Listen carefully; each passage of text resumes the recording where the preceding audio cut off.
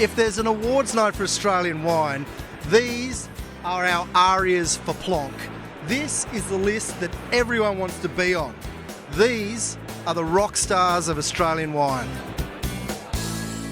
Released roughly every 5 years, the 2014 Langtons classification grades 139 prized Aussie wines as either excellent, outstanding, and for the best of the best, like Chris Ringland's Shiraz, exceptional. If you were to compare your wine to an Australian rock star, who would it be? Are we looking at is this a Bon Scott of a wine, or is it more of a Kylie Minogue or a Peter Allen? The concept of the showstopper, the big Broadway musical song that sort of stops the whole thing. If you were to invoke a rock star metaphor, who would you compare Grange to?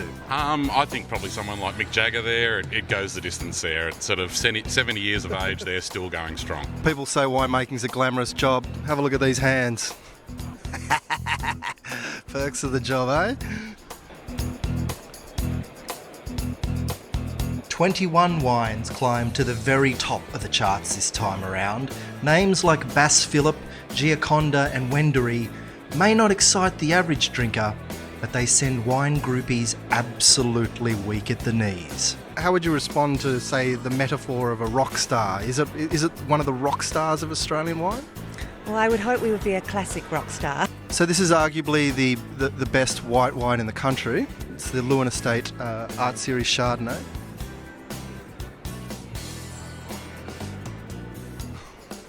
Would you feel comfortable if we called Henschke Hill of Grace is like the Nick Cave of Australian wine? I think so. I think Nick Cave's he's so intelligent and he's such a thinker, and he's not overt. He's not, he's just a really quiet, beautiful kind of performer, isn't he?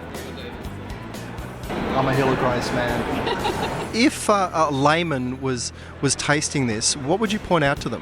So this wine is 100 years old. So this wine has matured for 100 summers and 100 winters before being put into bottle and tasted.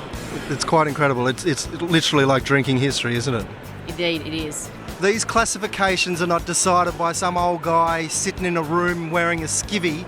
These are the People's Choice Awards. So Tamara, this is kind of like the arias of Australian wine. That's probably a really, really good way of describing it, I think. It's fun, which is what we're here for, is to have fun, enjoy fine wine. So this is best in the fine wine industry within Australia. We're looking at the best wines here that this country can produce. The people have voted with their wallets in this regard, haven't they? Absolutely, and that's what makes this classification really, really unique.